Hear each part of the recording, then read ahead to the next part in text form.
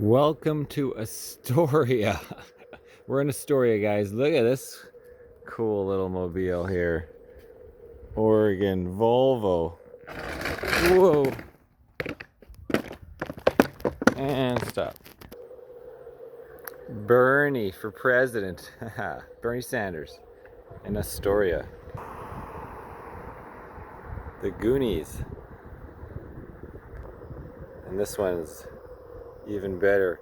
Gore, 2009, Biden Harris, right here.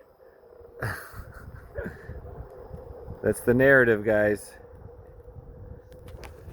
Yep, Irnieracing, guys. Irnieracing News. I am in Oregon. I am in the Democrat state of Oregon in Astoria. And so yesterday we stopped off at the Safeway, and the Safeway attendant, like it's mandatory full service, gasoline, diesel, whatever, in Oregon. So there's an attendant, and I asked him, you know, about where I could, where's his favorite places for camping and boondocking, etc. And he said, well, you used to be able to park anywhere, but now there's no parking whatsoever overnight anywhere in the city because of the homeless situation is so bad now. Over the last 3 years, homelessness, theft, he's like, you know, in Portland and Seattle is out of control, like out of control. And so I asked him, like, so how do you vote your way out of this? You know, like, what are you going to do in the next election? And he says, I'm a centralist. I'm a centralist. So I'd like to have multiple parties fighting against each other. I'm a centralist. So you guys can look that up. I had to ask him about it. And then he went on to go ranting about Trump. He's like, Trump is a dictator. And he's like, I don't know what news you guys see in Canada, but we have this guy Trump here, and he is a dictator. He's a tyrant. And I'm like, yeah, but he's the only politician who is anti-war. He doesn't want war. He doesn't feed the war machine. And he's like, well, I'm pro-war.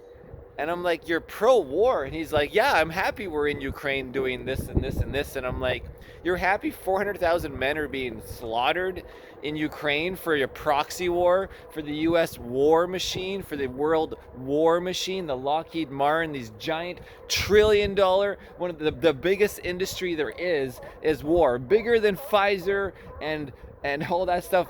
The war contracts are 15 trillion.